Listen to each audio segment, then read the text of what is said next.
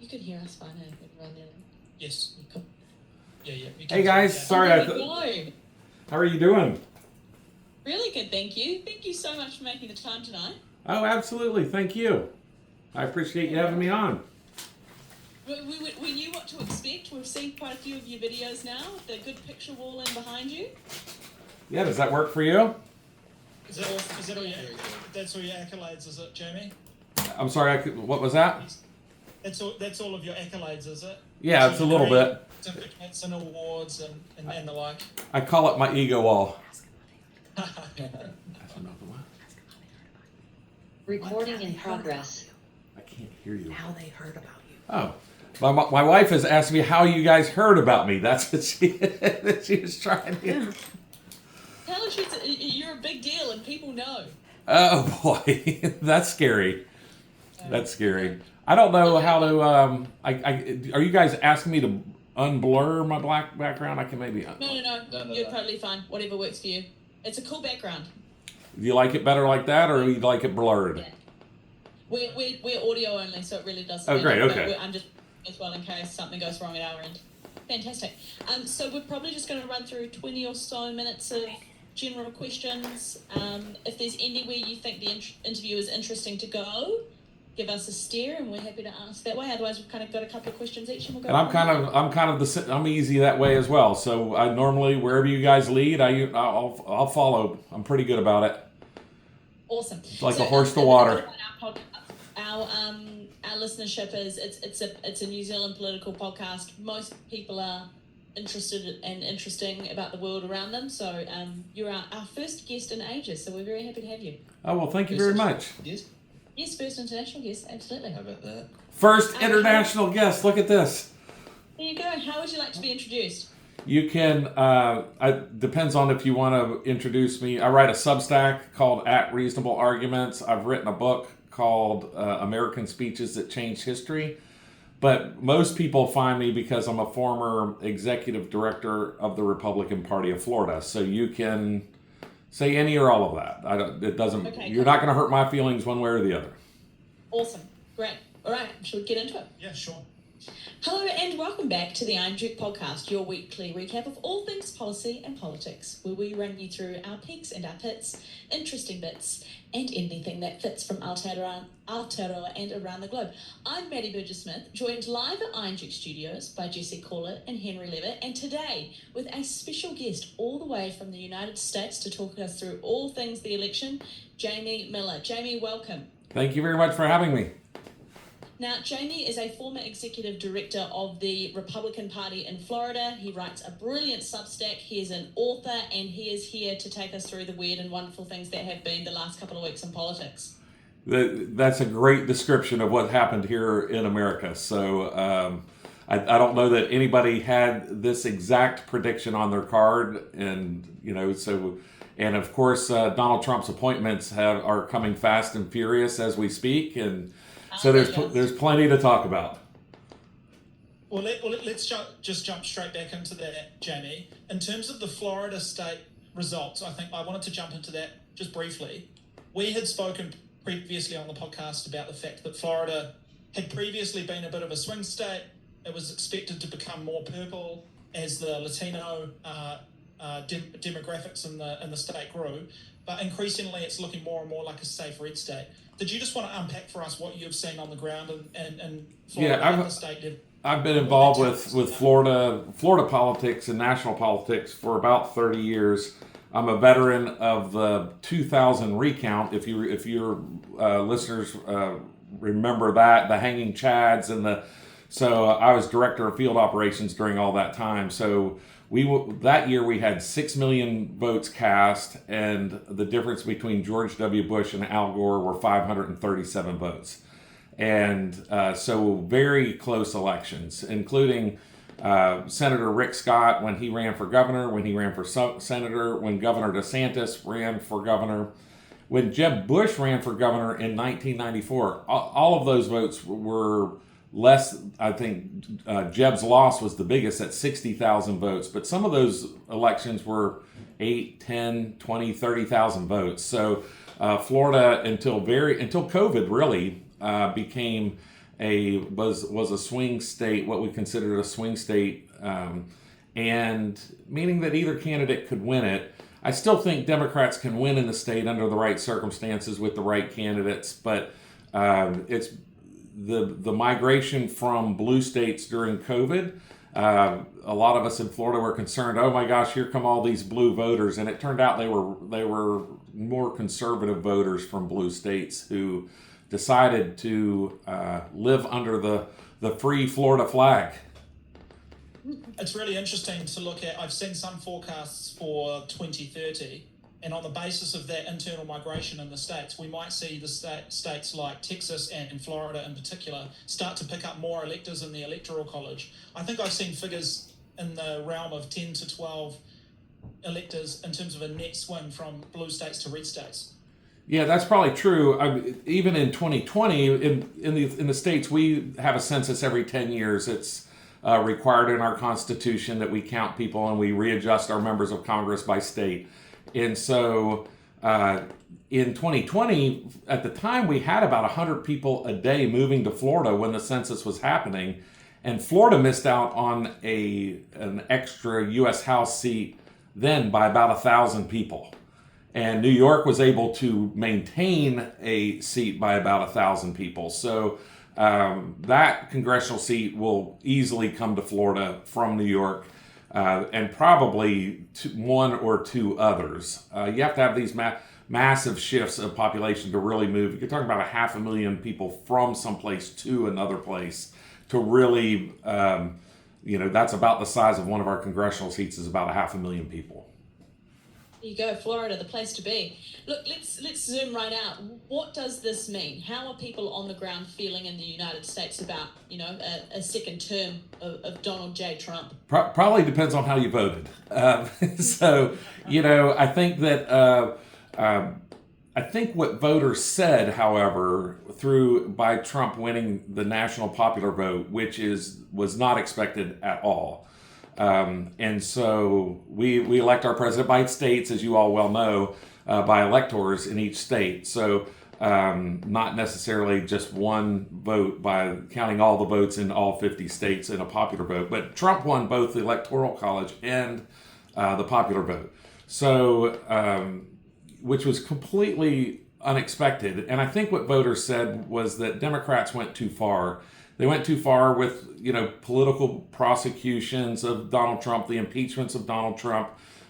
Certainly it was a complete exoneration for Donald Trump. Like there's no question that they threw that during the campaign against the wall, and people just weren't buying it. Secondly, I think people voted based on the failures of the Biden and Harris administration, mostly due to economic conditions and inflation.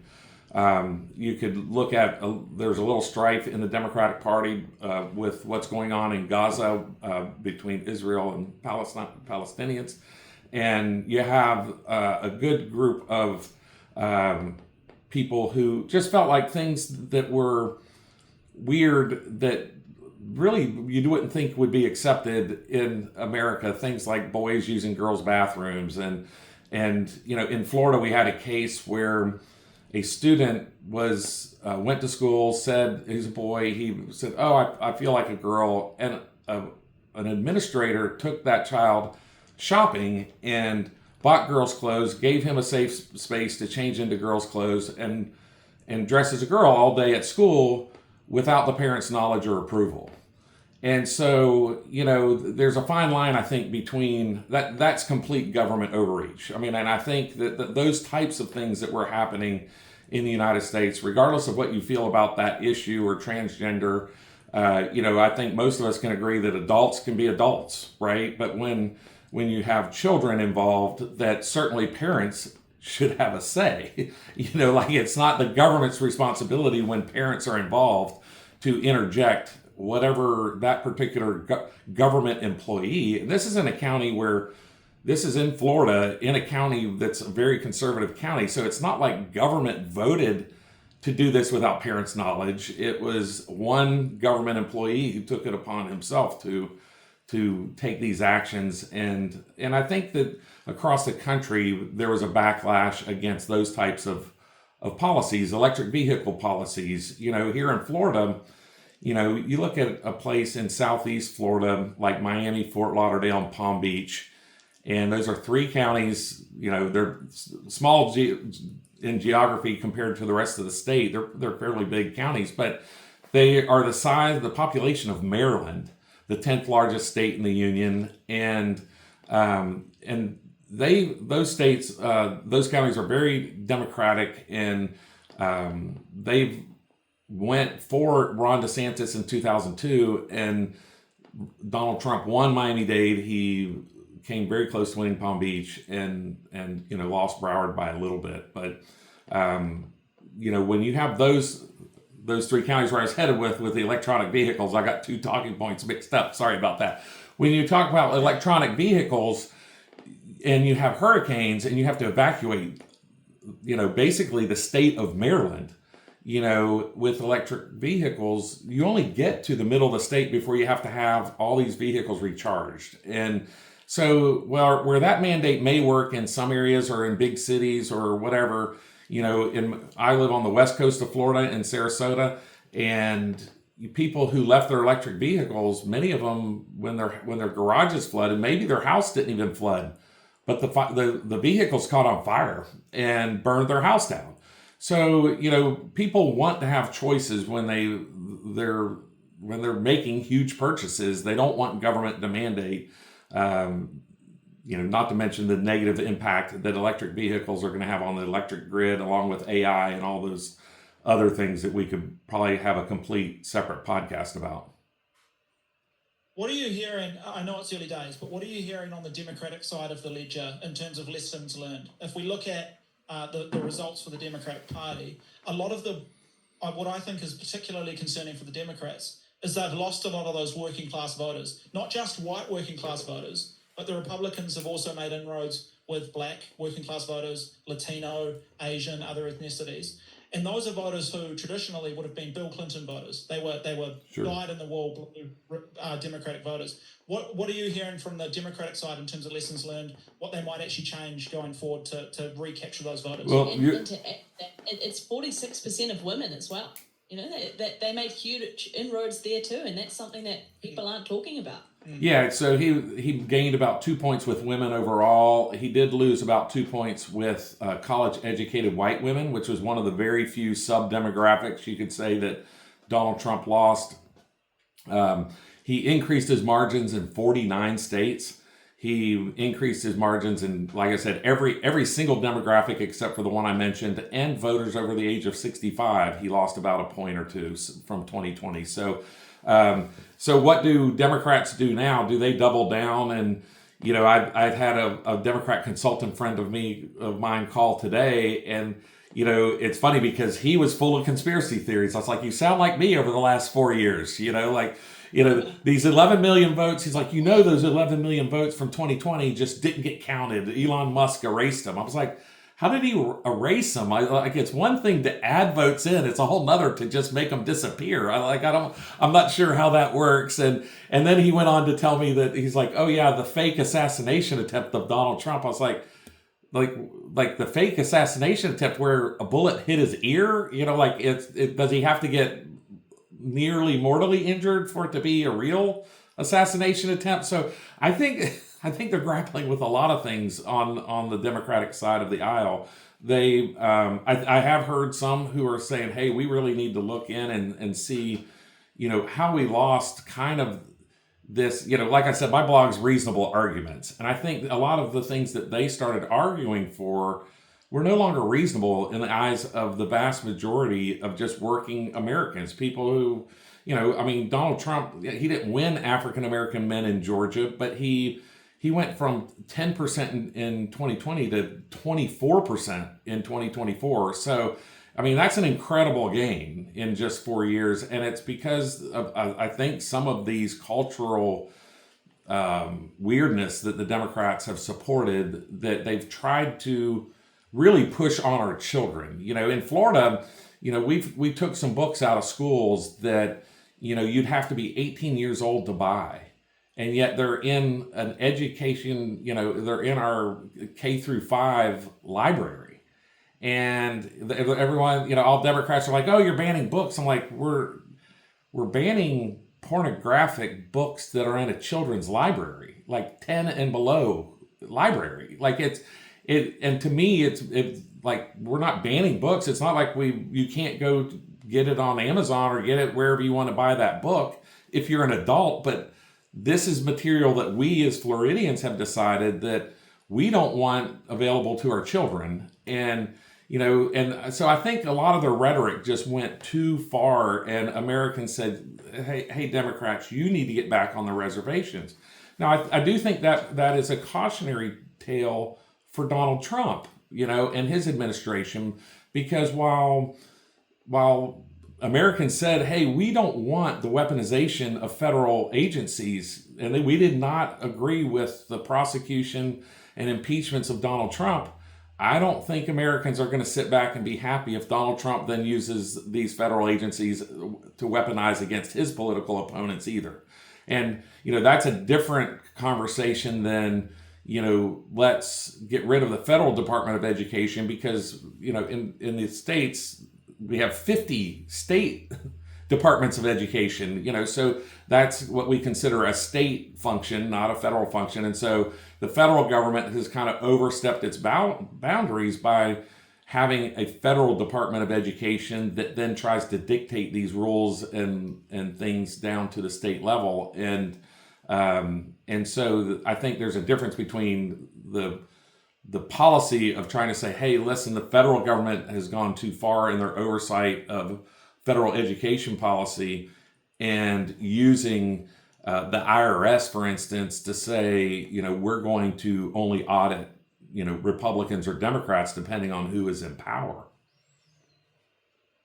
The IRS being our tax our tax agency, if you're not familiar with it. Yeah, sure. Just one more question on that before we go on to another topic. Jamie, I was interested in the flip side of that is, if you're the Republican Party, you've just pulled in a lot of voters that weren't traditional Republican voters. How do you make sure that in 4 and 8 years you hold on to them? You've talked a little bit about the cultural weirdness.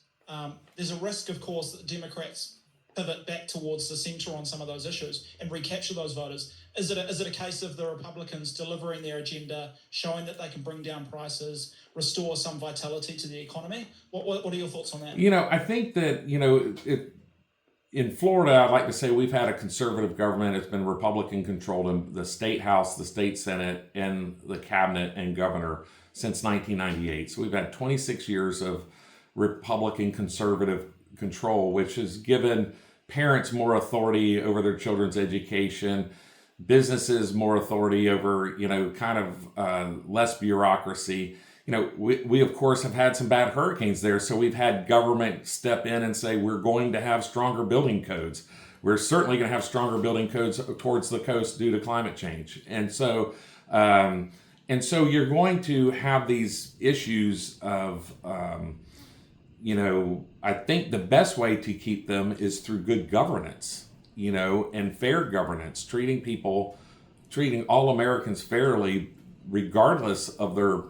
Democrats say it, but I think conservative actually apply it. When I was in high school, I wrote my first letter to the editor, and I still believe it today. And everyone talks about racism in America, and I think it starts with our federal government. And I wrote back in, don't want to really say it, but back in the 80s, that we remember the 80s, don't we, guys? Yeah. Yeah, this one doesn't. but the back in the 80s, I wrote, if we want to get rid of racism in America, the federal government has to stop asking people their race, and the federal government has to stop making decisions based on race. And Democrats have gone, with DEI and diversity policies. They have said, the problem with that is it applies to 100% of jobs. When you have, let's say even 40% of people in America who fall under diversity, but when you have DEI rules, it applies to 100% of promotions.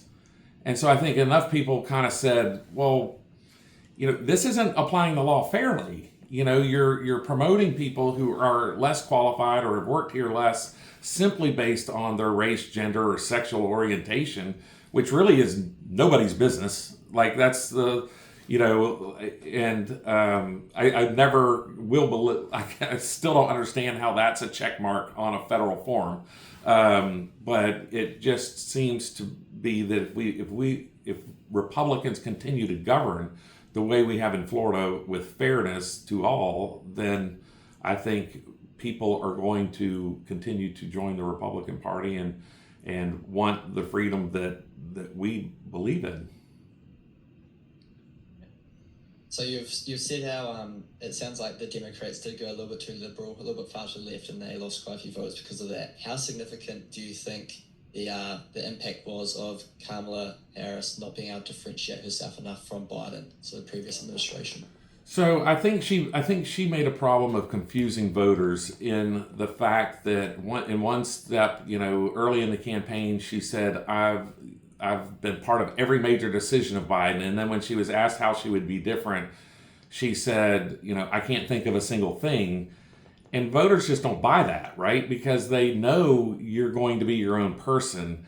And the problem I think voters had is if you ran a poll, I didn't see a question that ever asked this, but if you asked, I think even post-election now, if you ask people, was Harris going to be more moderate or more liberal than Joe Biden? People would say, I think, more liberal, right? And so since she never explained who she was, what she wanted to do, and why she was qualified to be president, she never really made that sale. And I tell people when they're running for county commission, I've run hundreds of political campaigns. If you're running for a school superintendent, you have to tell people who you are, what you're going to do, and why you're qualified to get the things done that you're going to do.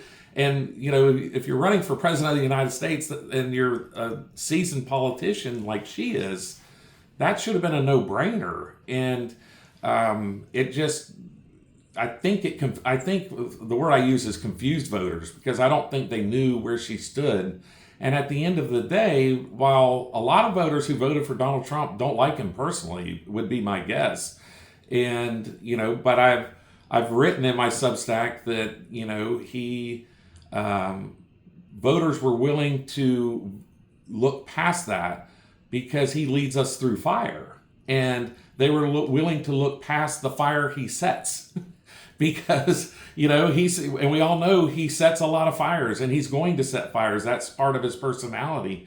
But the people who believe in him believe that, hey, even though I set that fire, I'm going to lead you through. But I'm going to lead you through the next one too, and the next one. And, 1 out of 3 are my fault. But hey, listen, stick with me and we'll get through it. And I think that's one of the analogies I like to use to explain why people voted for Donald Trump. I think in many ways he was the devil people knew, right? Yes. That we've been here before. Whereas to your point, we didn't know what Kamala Harris stood for. She wasn't able to articulate that. We've had a Trump administration and the fires were set, but the world didn't burn. Yeah. Exactly. It's one of the first of the 3 things you said that a candidate needs to do, Jamie, is tell voters who you are. And Trump didn't need to do that. He'd been actively campaigning for 8 years. He was a well-known businessman for decades. Everybody had seen him on The Apprentice. Everybody knew what he stood for. Whereas Kamala, despite having a seasoned political career, actually hadn't been introduced to voters in the way that you need to be as a presidential candidate. I agree. She had just 100 days doing a lot of introducing herself. I'm really interested in the point you made about campaigning, and obviously you've got a lot of experience on the ground. This felt like, every campaign feels like the most modern campaign we've ever had, but this one felt different. The way that people used influencers and celebrities and podcasts. Can you talk us through some of the ways that they worked pretty hard to differentiate themselves into those new voter demographics? Yeah, I think the big loser of the campaign was probably what I call corporate media. Your big Fox, your big Scripps News Service. It was more people like me, bloggers, people like yourself, podcasters. And I wrote in my blog, because I'm not on the campaign, I'm not a surrogate, I'm not I just have some experience and like to share it and like to feel significant that way, and a lot of my clients like that I do that, right? So And so I shared that, if I were running Trump's campaign, I would have taken him to local news stations. I'm showing my age here, but and done local trusted reporters, right? Had interviews with make a great career move for them.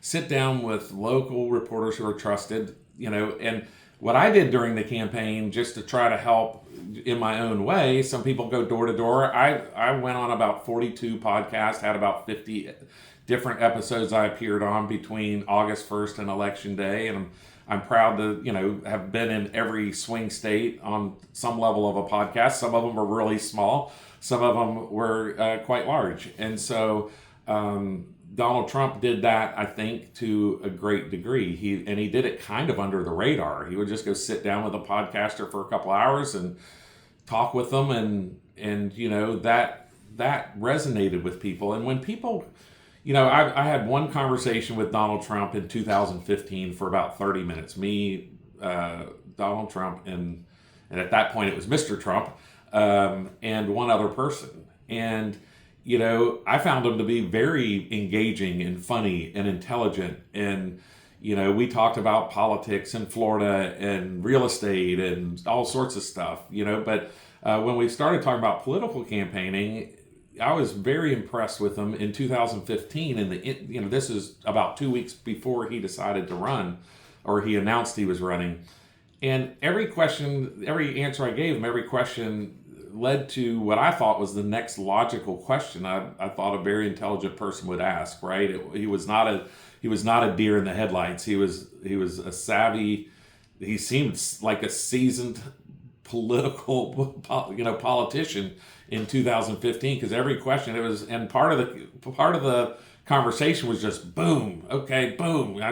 I'd get halfway through an answer and boom, he'd be off to the next question. And it was just like, man, I was really impressed with him. Like I said, it's a small focus group of 30 minutes one time, almost 10 years ago. But what I do know, a friend of mine is a Jewish state senator, Randy Fine, and he tells this story, and I don't think he would mind me sharing it because he's told it publicly. And he like I said, he's Jewish. He has about an 8-year-old boy, and Donald Trump comes and meets his son, and Donald Trump leans down and shakes the boy's hand and says, "Your dad's my favorite Jew."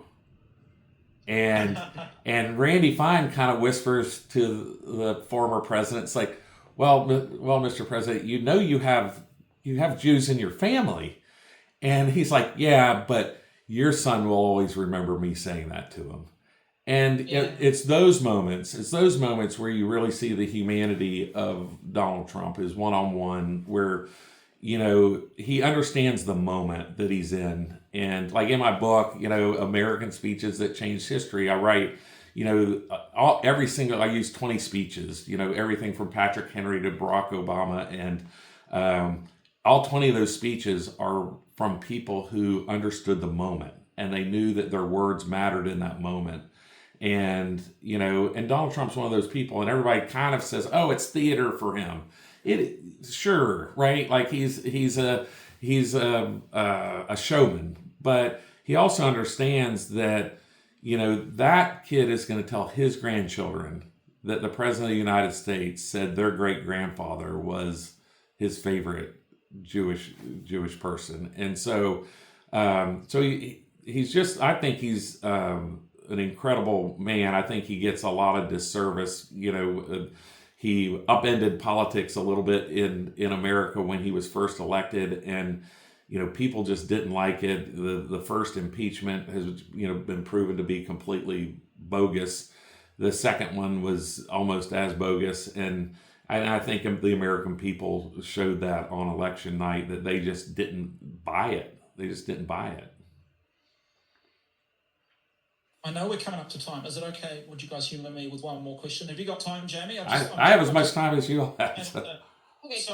So you spoke about a president who understands the moment, and clearly President Trump has moved the Republican Party away from a party that used to be very open, free trade, globalist, to a party that I think it's fair to say is a little more national conservative, America first, it's open to doing things like using economic policy as a national security lever, introducing tariffs and the like. I'm just interested, what's your take on how permanent that shift is going to be? Donald Trump has 4 more years. What does the pathway forward for Republicans look like? How does he make that transition, that shift of the landscape permanent? I always say a president misunderstands the amount of time they have, because you think you have 4 years, but you really have 2 until the environment changes.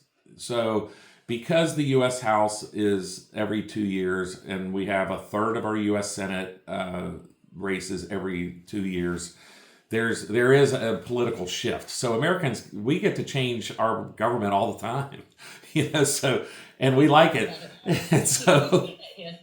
And so, so he has 4 years he's in office, but he has 2 years to get things done, right? And then before the political sands So about tariffs, I do think that he wants to protect American jobs. And a lot of that is geared towards what I think he has said that is, kind of this unfair trade policies of China.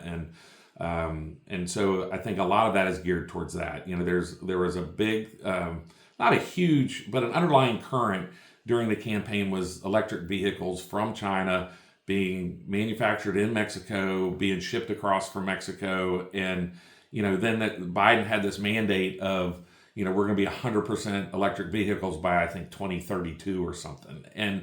And so while I don't think there were many voters who went out and said, those electric vehicles, I'm going to vote for Trump because of that. But when you have a campaign, I always say that my best campaigns have always been when I've been able to create a narrative around my candidate and create a narrative around the opponent. And Trump was able to do both of those things. Trump's campaign was able to do both. And, whether it was him running the drive-through at a McDonald's window, or him riding 100 feet in a garbage truck with an orange vest on, or those things are political theater, right? But all those things worked because they led into this narrative. Now, Trump has I don't know that he's gone back and forth on tariffs, but I know that in one of his speeches he said, I have to put these things out there because that's how I negotiate, right? And so I'm going to use every lever I can to negotiate the best deals for the American people. And why wouldn't tariffs be one of those things I put on the table? And so does he go through with that? Does Congress accept that? Do our allies appreciate it? Those are all things that I think he will balance when he's making these decisions. But I think you're right that he does want to protect jobs and American jobs, and and I don't think there's anything wrong with that. But I also think that Americans' economy is based upon consumerism, right? And so so part of that is we want to buy cheap goods. And at the end of the day, the number one issue facing voters when they arrived in the ballot box was the cost of living. It was the economy. And so when you say that's his bargaining chip to make America a cheaper place for people to live, well, hell, that gets a lot of people across the line, doesn't it? The one thing, I won't take credit for it, but the one thing I did tell him in that 30-minute conversation, and I always say it kind of tongue-in-cheek because I'm not an economist, but I always say I'm a blue-collar economist. And I told him that, and he kind of laughed, and he's like, well, what do you mean? And I said, well, if we have cheap gas, it costs less to get to work. And if it costs less to get to work, I have a better chance of taking my kids on vacation. And and food is cheaper. So, so much of it is based upon, having cheap energy and people being able to go to work without it being too expensive. If gas goes up $1 a gallon, it doesn't sound like much, right? But if you're using a gallon each way to work, and which a lot of people do, that's 20 miles, right? So a lot of people commute 20 miles or more. That's $2 a day, $10 a week, $500 a year. That's not a vacation, but that certainly might determine what type of hotel you stay in.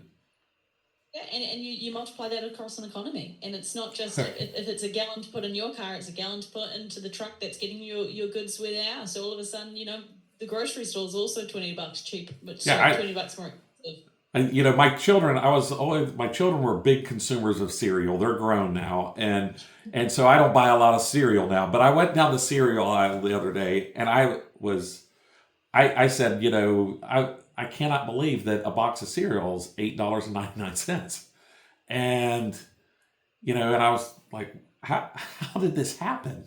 And I'm not talking about like the fancy granola that you're going to pay extra for because it's all the great things. I'm talking about Captain Crunch. It's Oreos. yeah, it's extremely expensive. So I just I don't know. I have grandchildren. My granddaughters are 10 and 5. I don't know how my son does it as a dad.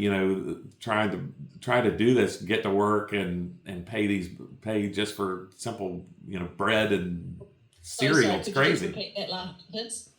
I'm sorry. Can you just repeat that last sentence? We just had a ding come through.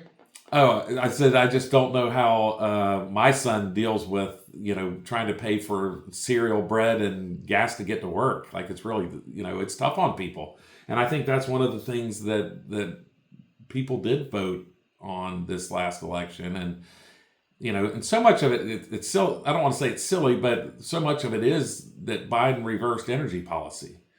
And it was that energy policy that drove the price of gas up, drove the price of goods up. And then I think they didn't know how to handle it from there. Henry, last one throwing to you, mate. Quick question about the polls. So after the election result pretty much was quite obvious, the media came out and they started attacking the polls and the pollsters saying they got it wrong, they didn't get it right this time again. But then actually looking back on it, wasn't too bad because it was essentially like they weren't that far off. The margins were actually quite slim in it. They were within the general margin error. And I guess my question is, do you think the pollsters, in terms of their sampling and how they can do different weightings for different variables, do you reckon they will improve in time? Because looking at it, the betting markets and the likes of that actually got it more accurate than the polls might have. Yeah, when you have, for instance, urban voters don't show up with the margins you expect, that's something a pollster can't determine, right? And so and we just saw a few little, you just start seeing a little movement with Catholics or African American men, or pick a demographic or age group, 18 to 30 year olds, they went 6 points for Trump. But when you start looking at 18 to 30 year olds as a percentage of the electorate, you're talking about a sliver, right? So Trump fortunately was able to move all of those. I think what I try to look at with polls, with public polls, is that is the same polling firm doing their polling the exact same way when they're doing polling over time, and what does that trend show? The margin doesn't really matter. The horse race doesn't really matter. It's really what does the trend in that particular pollster's thing. And I think even pollsters sometimes forget to look at their own trends. And you end up with like I have a pollster who sent me a poll in Nevada. He's like, we're going to win Nevada by 3.5 points. And I went through it. I'm like, I agreed with kind of his methodology. And I think Nevada came in at about, like you said, maybe 2.5 or 3 points. I forget the exact, they're taking so long to read some of these, to get the final votes in. I'm not sure exactly where they're at with some of them, but I think it, like to your point, and then when you look at the averages, that just makes them all look good, right? Because the average just brings everything to average. Like just using math, it's kind of like, okay, well, now you start adding, plus or minus 3 points to an average, and it's hard to kind of not be within the, spitting distance. So the trend lines, I think, mattered more. And I think the number one question people should look at, and I think, a lot of people ignored going into this, is just right track, wrong track numbers. And it's such a simple question. It's easily understood. Compelling. And Tells you everything you need to know. Exactly. So it's just, And so when you see that right track, wrong track, it's, it was a really tough race for Harris to win, and I don't know that it would have helped her to be in the race if she had the nomination process. If they had a nomination process and they came up with someone like Gavin Newsom, it may have made a difference because he could have said, this is how I'm going to be different than the last group, than Biden. But Harris being so closely tied to Biden, once it was her, I think Biden could have run and would have had about the exact same results. There you go. Jamie, thank you so much for joining us. There's been a hugely insightful conversation. Hey, thank Where you. can our listeners find you if they want to hear more of your commentary, more of your hot takes? So I'm at Reasonable Arguments on Substack and YouTube. And all my other social media is pretty easy. REP, like Republican, JAM, like James Andrew Miller. I'm Jamie Miller. So Rep Jam, 6 letters, on Twitter and Facebook and on LinkedIn and all those things. So pretty easy to find, at Reasonable Arguments and at Rep Jam. Brilliant. Hey, thank you so much for your time. Thanks, Jamie. It'd be great to have you on at some time in the future. Next time there's I was going to say next time there's a big development in US politics, but that feels like every day now. Could be. Yeah, Could be I'm happy to next come. Just shoot me an email. I'm happy to join you guys anytime. Thank you so much. Thanks very much, mate. Thank you, Jamie. Great to meet you. week. Awesome. There we go. Recording off. Hey, thank you. Hey, that was really good. Oh, Hey, life must be busy. I enjoyed it. Yeah, that's a lot of. So this is you guys are my first international podcast, so as well. So that's great. And then, but I am going to be on the BBC radio later tonight and BBC television tomorrow. So I don't know. That's why my wife is like, ask them how they heard of you. I was like, oh, I don't know. Like, so, because. Yeah, I think we got an email or something through LinkedIn Oh yeah, maybe. ages and ages ago. Oh, And I okay. thought, I put it away and thought we'll do something near the time. So yeah, no. it's Oh, all that's good. right. I remember going back and looking. Yeah. So I've gone on and just I just try to find podcasts, and I've emailed some to say, hey, I'm out here if you're interested. And sometimes I get a thumbs up, and sometimes I get a, We're always up for it. We're always up for a chat. Absolutely. Cool. Well, I'm happy to come back on anytime. You guys are great. Yeah, cool. And we'll send you through the link so that you can check it out wherever is Yeah, and I'll useful for post you it. as well. I'll post it everywhere. Yeah. Brilliant. So Hey, great. thanks heaps, Jamie. Cheers. All right. Have a wonderful day. All right. See ya. Yeah, likewise.